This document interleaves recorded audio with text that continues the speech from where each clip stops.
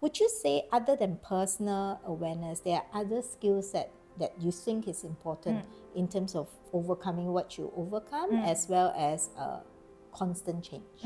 I probably talked about it a little bit earlier, but it's really having a growth mindset. I always say that you have to learn whenever, wherever, and forever, because you cannot be complacent. When COVID happened, no one knew it was gonna happen.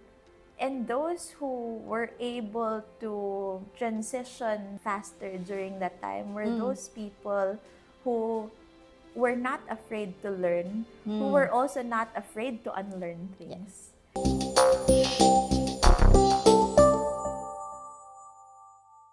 Welcome again to our Lift Elevate X interview. So today we have Nicole, who is a HR DEI leader from McCain. Hello. Good to see you. Good again. to see you. Good to see you. It has been a while since we last met one another. Right? How have you been? Good. Like a lot of exciting changes. Yes, I heard. A lot of exciting changes. But like, yeah, it's been like a good past few months. How have you been? Good. We just passed Ramadan, so it has been a month of a lot of reflection. Yeah. A lot of inward looking, and a lot of I would say cleansing. Yeah. Not in the physical sense, but cleansing of, something that are not so good. Yeah. We cleanse it out. So, but back to you. That's beautiful. Okay. So let's maybe start, if you're okay, if you're comfortable. Let's talk about, maybe have you shared with us a little bit about your background, and also what brought you here, like as in here, not as in here physical, but what brought you here to what you're doing now, and how have you been, overcoming all those challenges that you have been, meeting all your life. Yeah. Okay. Thank you, Cassandra. I think like for me, just a quick background, like you mentioned, I'm in HR, but HR hasn't always been the end goal for me. My goal for when I was like in school was really to become a lawyer. Yep.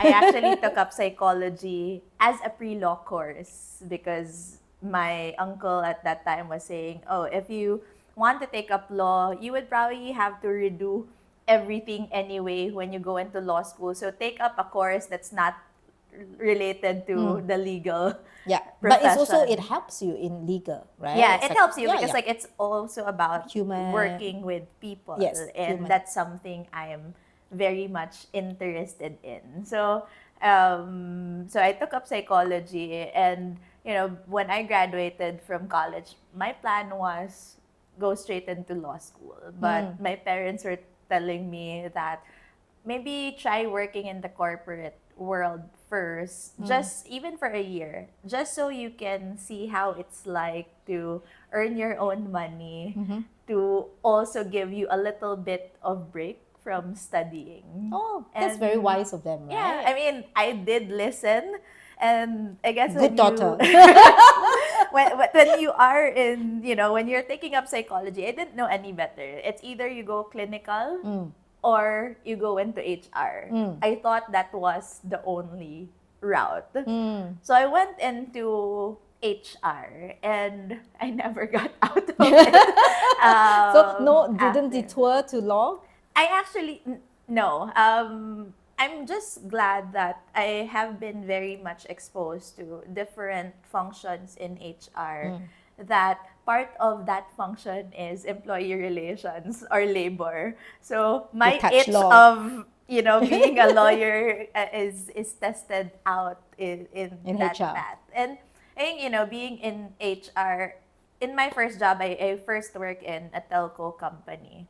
I started in the learning and development function, extended to employee engagement, HR comms. My mentor at that time was an HR leader, but he is also a marketing guy. So he was like training us a lot with, like communication, from like the writing to hosting events and all that.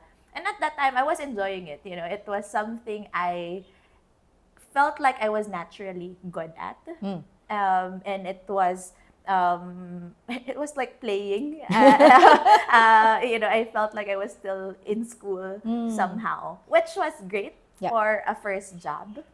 But after 4 years in that first job, I also felt that things were too easy. And I don't mean that in the sense that, oh, I'm like, I'm too full of myself. Yep. It was just that because things were too comfortable, I felt that I wasn't growing as much as I would want to. Understand. I've always liked being challenged. Understand.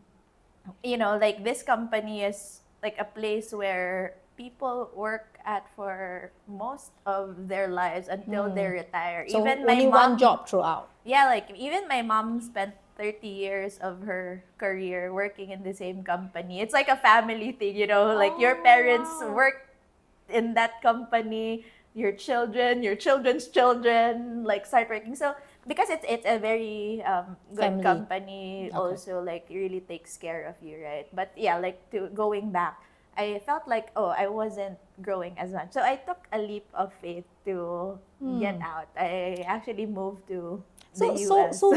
Sorry to interrupt Yeah. you, Nicole. So that means from a very young age, you have already something innate in you that you know that comfort is not something that calls out to you. You are someone who prefers, in some way, discomfort and Yeah. feeling challenged, and because you know that means growth for you. Yeah, yes and no. I think there's two routes to that. I grew up having to be perfect all the time. I grew up in an environment where there's always high standards. I had to be good in school. I had to be good in my extracurricular activities. I always felt like I didn't have the leeway to make a mistake. So I became an overachiever because of that, because I always wanted to prove myself. I was always trying to get the approval of other people also. And I thought that, if you get all these like awards, if you get recognition for your work, that's all that mattered. And so, like that, like me being challenged, I think it was coming from that. It did me good, in But the long fulfilling run. someone else in that Yeah, sense. but to it get was it was not because like, oh, I'm happy. I'm always like happy doing this. And that's actually where a lot of my mental health challenges also came about at an early age. I see. I started my depression at around 13, 14 years old. Wow. Had my first suicide attempt at that age as well. And at that time, I didn't know what depression really is. Like, I knew what I was feeling, what I was going through, but I couldn't pinpoint what was actually wrong with me. And because of having to have that image all the time, that I have to be perfect, I wasn't telling anyone what I was going through. For 13 plus years, I was battling my mental health challenges on my own. The only person who knew at that time was my sister, who's 3 years younger than me. She was 10 years old. There was no way she could support you, right? But to be fair, she's just like amazing, because even if she didn't know any better, what she did when she, saw me hurting myself at the age of 14 was, hiding everything I can use in the house to protect you, hurt myself, to protect you. Continuously checking in on me, making sure that I don't feel alone. For a 10-year-old to have that instinct, it's just amazing. And I didn't realize that until last year. I didn't get to thank my sister for that until last year, when I've already been able to process everything that I went through. And so, and it wasn't an easy, feat going into a spiral of depression.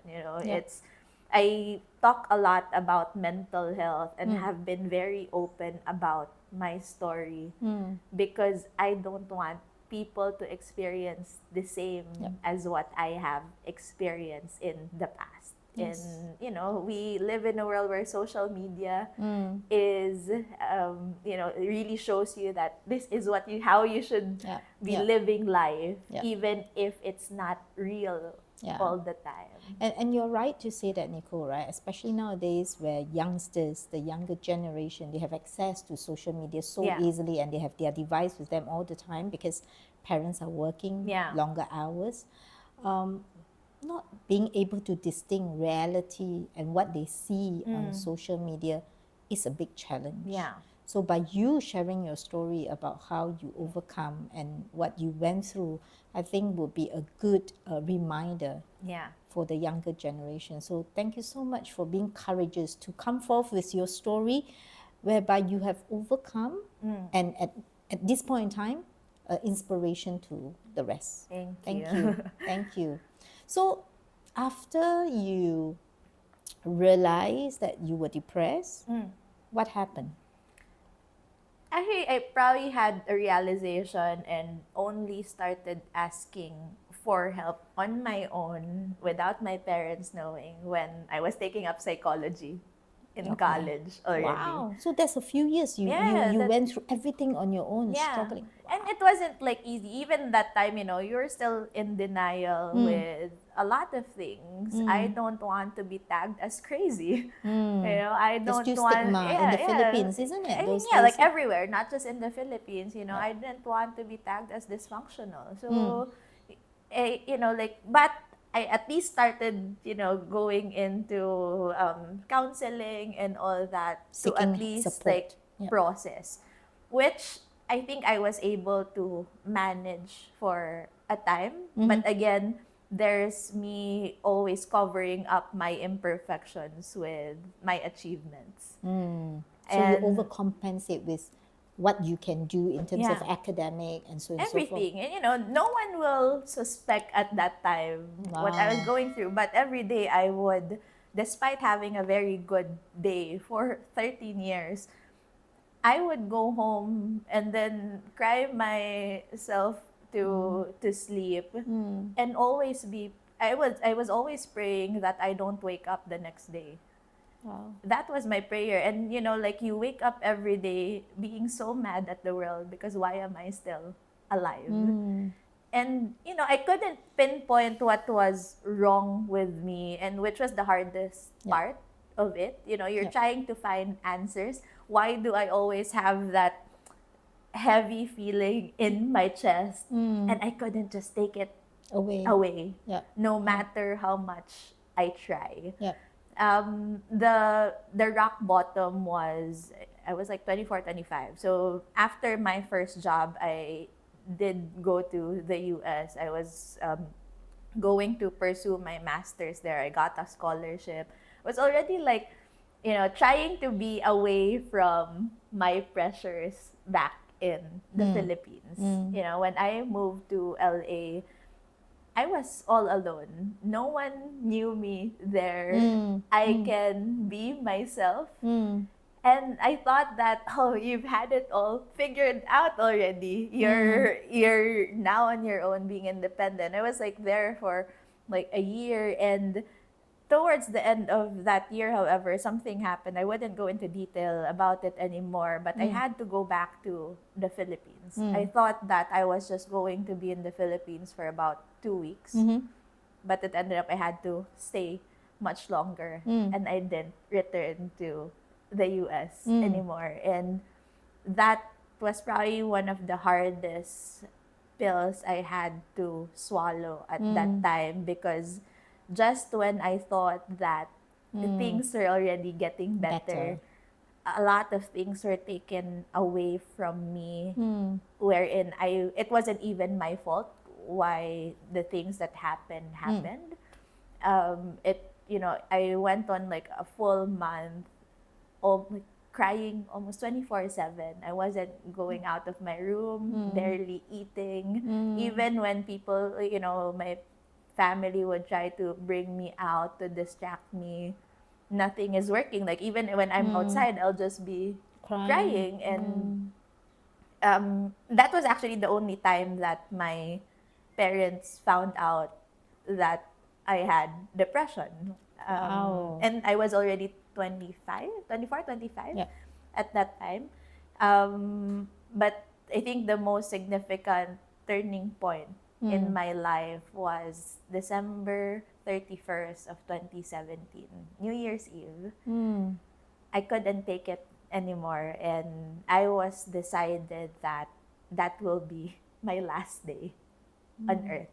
I've had multiple suicide attempts, but I think this was the Pinnacle. like the peak of it, really, that I'm decided, like, no more ifs and buts. I'll go on with it. While everybody was preparing for New Year's Eve, partying outside, I was in my room and I was ready to die. And I had a whole bunch of pills in my hand. And when I was about to do what I had decided to do, for some reason, like, when they say that when you're at the brink of death, your whole life will flash back before your eyes, and that happened to me. It's like a movie that just, like, everything that has happened in your life suddenly appeared before your eyes. And I suddenly heard a voice that I couldn't explain until now. I'm tearing up, like, talking about it, but because it still is my greatest life miracle. I heard a voice telling me that you shouldn't kill yourself, because if you do, the people you've helped before will give up too. And sorry. No, it's okay. That voice repeated over and over again. And I started remembering, because even when I was battling my mental health for many years, I didn't stop helping people. I had my students, friends, co-workers who I was able to convince not to do what I was gonna do. And a lot of them, even to this day, would still message me from time to time telling me that they're alive because of me. And, when I realized that, when I heard that voice, I said, like, yes, it won't be easy, but I couldn't take it in my conscience, even in the afterlife, knowing that people may have choices that they shouldn't be taking because of me. And from that time on, I vowed to myself that I wouldn't think about hurting myself anymore. And I will do what I can to recover from what I was going through. And it did not come easy. It took me more than a year from that incident to fully recover. But my prayer every day from that day was, Lord, I don't know why this is happening to me. I don't have all the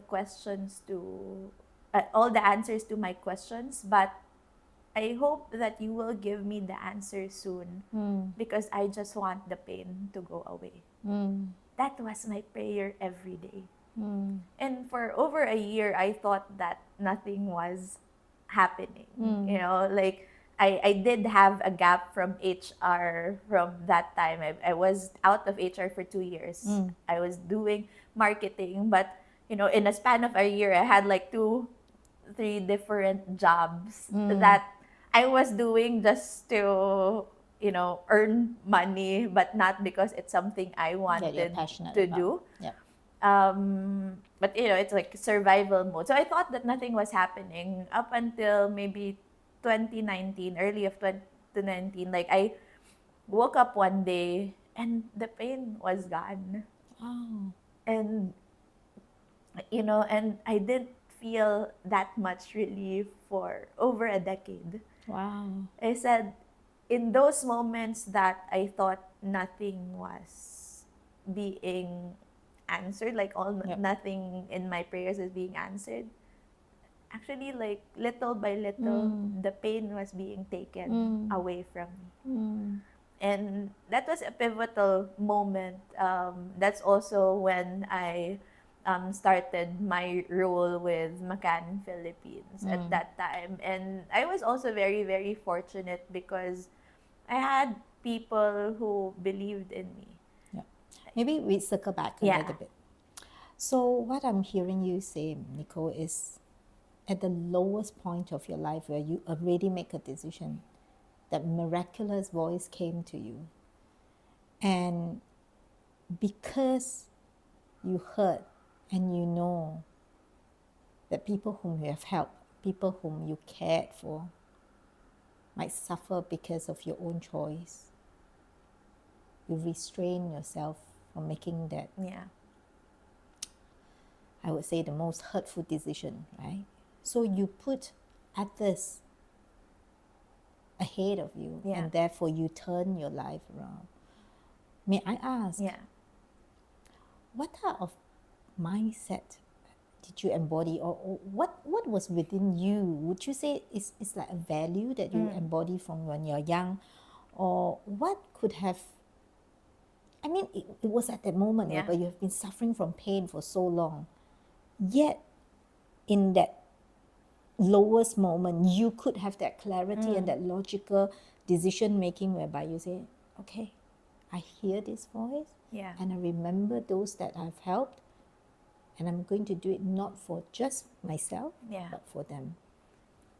I think I've always known that my life purpose is helping people. To, even when I was a kid, I've been very well exposed by my parents to different communities. Even my school would, and helping, like doing a lot of volunteer work has always been part of who I am. And I think that kind of value of generosity and just being part of communities, helping people, again, like, it was always innate in me. So maybe, like, yes, like, I made that decision to to take a pause from what I was about to do for others. I think that I'm alive because of them, and so I think it's that. And even until now, with the work that I do in HR, the work that I do in outside of my full-time work, it's always tagged to helping people. And I always say that no matter where life brings me, if I'm able to do that, I'll be happy. My life will be fulfilled. And I think also, apart from having that purpose, it's also having a strong faith. Yeah. I'm not religious, but I have a strong faith in a sense that I know that there's a higher being, but I also trust what life will bring me, because I know that I will not be forsaken, no matter what. Yeah.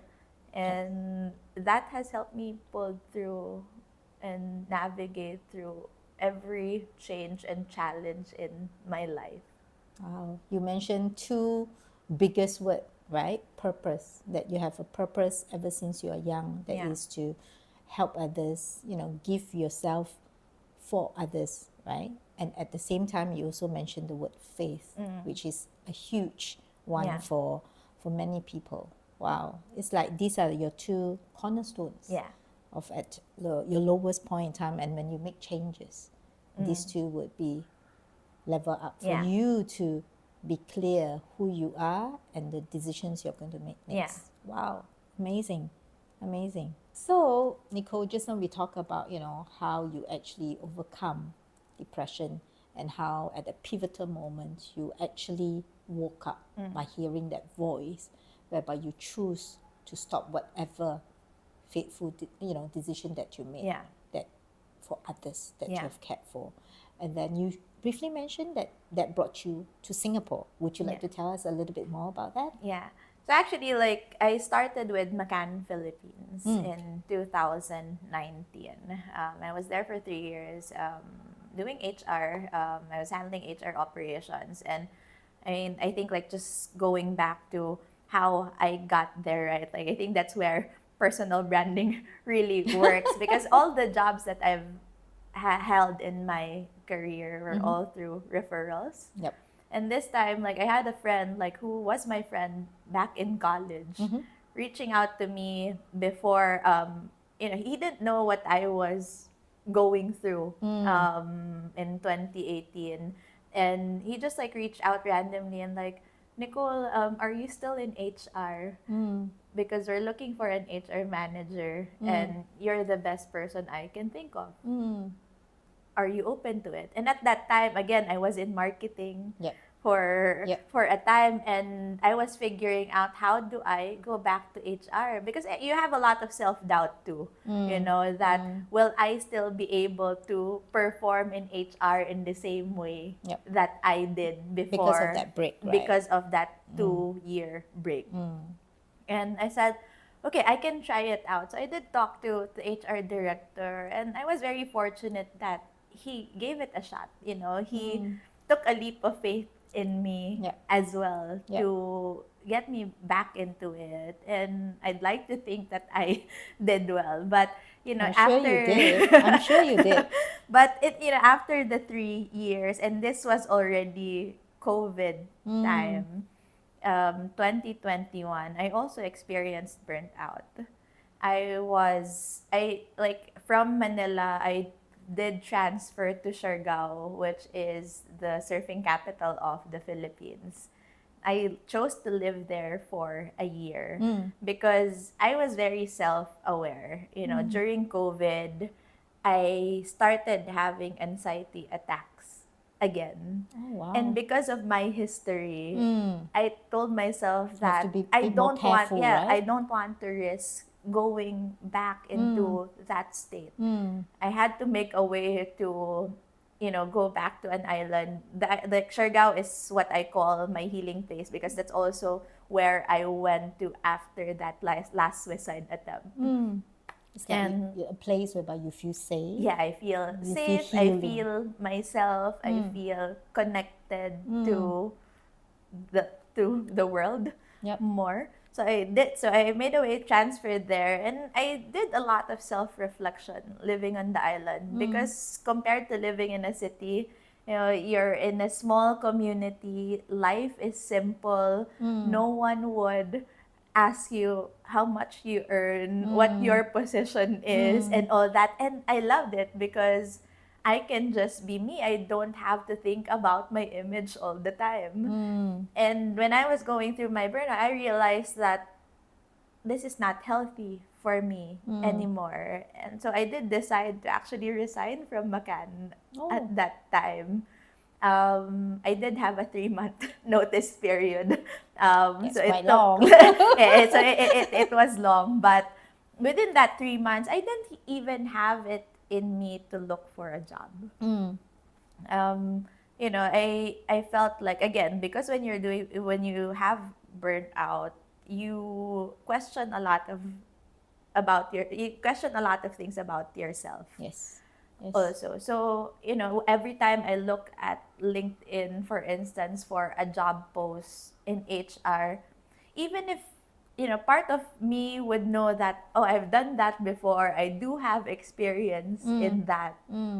Another part would say, I won't be successful in doing that. So doubt creeped in Yes, a lot.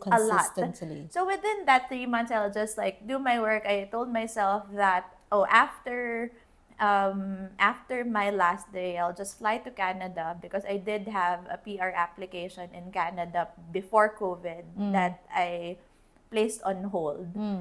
Go to Canada and see, is this something that I still want?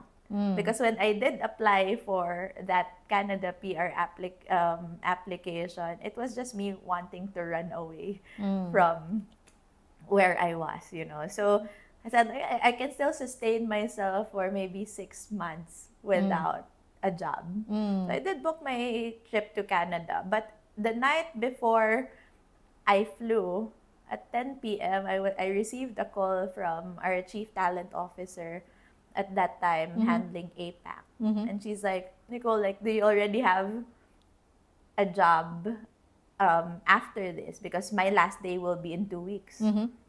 I said, no, like, I'll just go on a trip and figure it out from there. And then they said that, oh, because the HR director role opened that afternoon. And they're pretty much giving me the role if I want it. I said, it depends. Of course, like, will the concerns I had at that time not be the same if I moved to Singapore? So I still flew to Canada, but the first thing I did was have a virtual meeting with the CEO of Southeast Asia. Oh, okay. And, everything that I asked, he was able to answer well. I was happy with the answers. I even asked him, what kind of HR partner do you want me to be? And he did say that, I want someone who would be able to tell me what's happening on ground, but be also immersed in the business, be an HR business partner, yes. for the most part, which I like, because I like the strategy, the thinking part Not of just the HR. operation. So long story short, I ended up not leaving Macan. I And being did take transferred. on the role. I started my role for Southeast Asia while I was still in Canada. Because, it was still COVID. Yep. It hasn't opened. So, everyone was working remotely anyway. So, I transferred to Singapore early 2022. Took on the HR director role. A year later, my role got expanded to also leading corporate communications for employer branding and all that. Yep. Now I also lead DEI for APAC. So Wow. it has progressed quite fast and quite well. Yeah. And just as we are talking about your current roles and what you're doing, I pick up this word that you mentioned. It seems like it's pivotal for your I would say improvement within yourself as well as your role now. And that word that I picked up is you have very high level of personal awareness within yourself. Yes. How would you describe that in terms of how do you know that you have personal awareness? I actually consider self-awareness as one of my key strengths as a person. And, I don't think I would have survived a decade of depression if I wasn't self-aware. But I've made it a practice in me until now. I still do this. Every time before I go to bed, I always ask myself a lot of questions. I reflect on a lot of things. I ask myself, what did I do today? What are the things I said today? What are the things I could have done better? I could have said better. And I think that keeps me grounded. But at the same time, I always say that self-awareness should be the foundation of everything you do personally and professionally. You won't be able to progress in your career also if you lack self-awareness. Or if you do, for whatever reason, if you do progress, maybe it will not be as optimal as what you would hope for. And to me, I think just knowing, being open to feedback also. I actually always ask the people around me, do they have any feedback about the way I lead, the way I talk, whatever? Because I always tell them, you can tell me hard truths. Yep. I'd rather have that because I also know that I have blind spots. There are things that I say and do that may be okay to me, but for others, it can be viewed differently. And that has enabled me to be a better person and leader also, I would say. Wow. It's coming out so strong for you, right? That personal awareness actually leads to you being a better person in terms of your own personal health, psychological health, emotional health. But at the same time, it's pivotal for you to be a better workplace leader. Yeah. And you know, right, Nicole, awareness is not taught in school. So where Yeah. did you learn this? Good question. I never thought about that question. Maybe it was from myself when it's basically survival skills. Like I said, I wouldn't have survived my mental health battle if I didn't have that awareness. I was more conscious with the things I feel. But also, I think like the self-awareness, I think on the flip side of that, just thinking about it, image has always been important to me. So what people think about me is critical To you. for me, Yeah. right? So, I'm hyper aware and hypersensitive also to the point that you sometimes overthink. So balancing that awareness instead Yeah. of using it as a judgment towards yourself, Yeah. but in terms of improving self. Yes, in that and sense. I use that to continuously grow and to continuously learn. To me, if I am self-aware, I would be able to distinguish or determine what do I need to do to be better. I mean, now change is constant. Yep. And you have to be ready for whatever it is to come. And I think if you're aware, if you know what your strengths are, you know what your weaknesses are, what your triggers are, you redirecting when you need to or recalibrating when you have to will be much easier. Yeah. Because you won't be limited or boxed into a certain mold. And yeah, like I think like our limitations, it's also us who would really determine what those would be. You really bring out the essence of how change can be overcome, right? And you also brought about, I see this perfect convergence when you're constantly being self-aware, right? Knowing your own weakness, knowing Yeah. your own strength. Then when change comes, because you're constantly doing those self-review and self-improvement, so when change comes, it's not like hard hit, Yeah. right? It is, okay, I see it now, I maybe more of it, Yeah. then I need to overcome myself to change. Would you say, other than personal awareness, there are other skills that you think is important in terms of overcoming what you overcome, as well as constant change? I probably talked about it a little bit earlier, but it's really having a growth mindset. I always say that you have to learn whenever, wherever, and forever. Because you cannot be complacent. You don't know, when COVID happened, no one knew it was going to happen. And those who were able to transition faster during that time were those people who were not afraid to learn, who were also not afraid to unlearn things. And I think that should be something that all of us need to hone if we want to continue to stay relevant in this ever-changing world, So I think it's that growth mindset. And I think being human to yourself and being human to the people around you. We tend to be overcritical about ourselves, that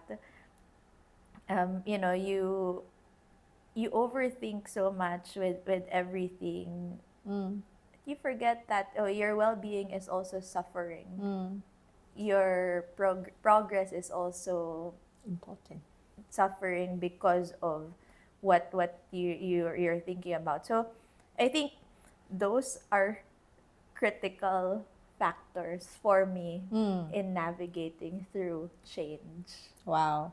It's almost like you peek into my newsletter number 2 that I'm going to release only this Sunday. It's like you point out almost everything that I write in my Great minds newsletter. think alike. Yes, high five.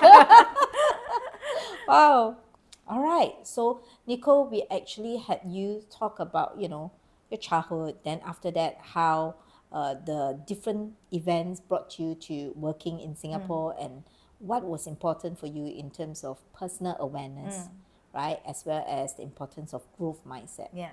So maybe now I'd be curious to find out, how do you envision your future? What do you look for in your future, perhaps personally as well as professionally?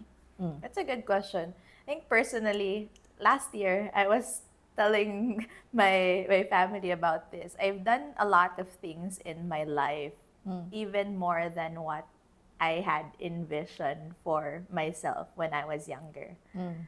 I actually told, one of my first mentors years ago that I don't think I'll be a manager until I'm 30. I became a manager at 25.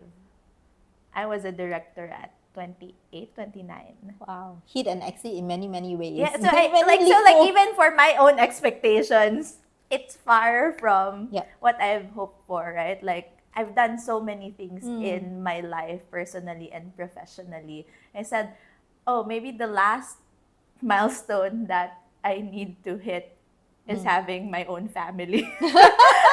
And at least now, because I'm getting married this year. Congratulations. I'm so Thank happy you. for you.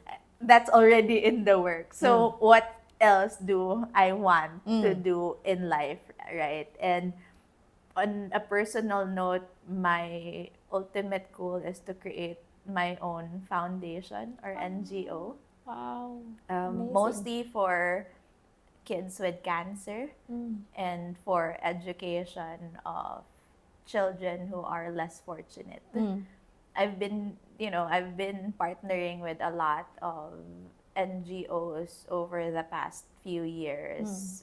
I've been helping a hospital in the Philippines since I was 18 to support children with cancer, and I feel like if I have my own NGO, I'd be able to do more.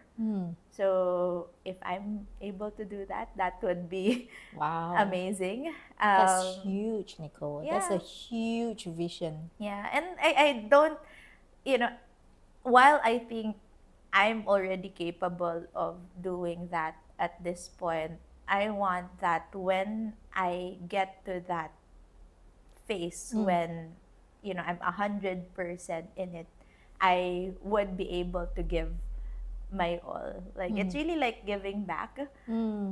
For me, I owe to the world why I am alive. And this is my way of thanking the universe and the higher being for whatever life has given me. I've been so blessed.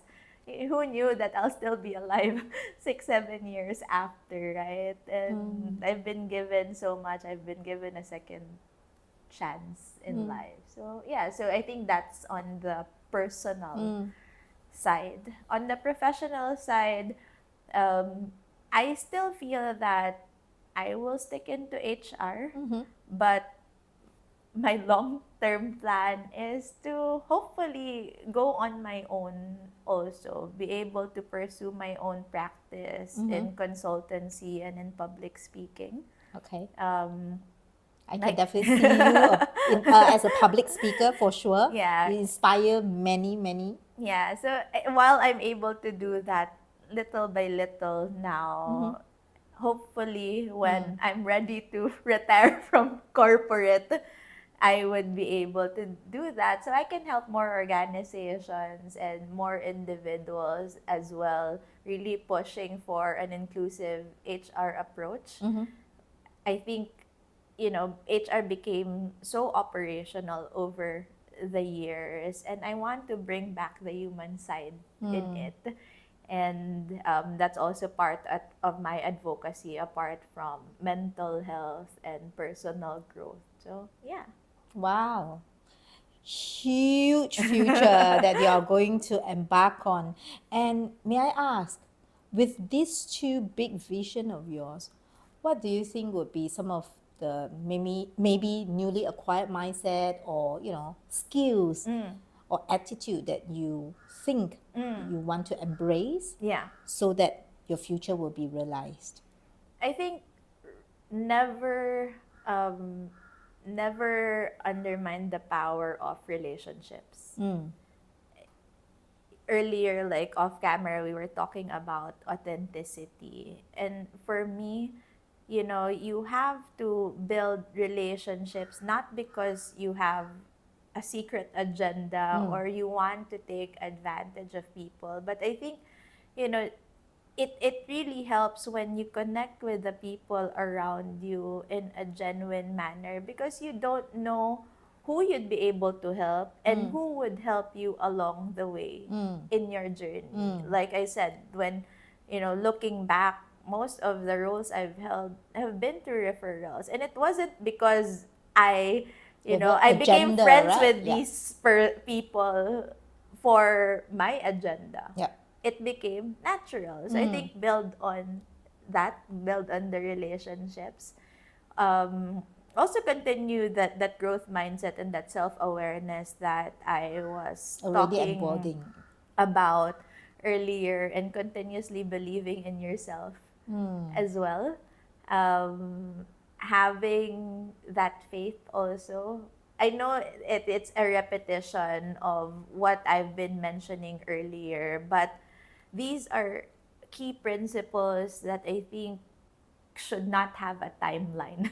Timeless. It should really be timeless, because it will always be relevant. Wow. Thank you. I hear you talk about values, mindset, skills as the fundamental cornerstone of what you have overcome Yeah. and who you have become and who you embark to be Yeah. in the future. So that cornerstone, right? Those foundations are crucially important. Yeah. And I've learned a lot from you, and I'm benefited. So thank you so much, Nicole. Thank you. Thank Thank you you for very your much. authenticity. Thank you for your courage to share. Thank you. Thank you for coming on to Lift, Elevate, X. And I'm very sure for those of you who are watching, you are being elevated by Nicole. Thank you.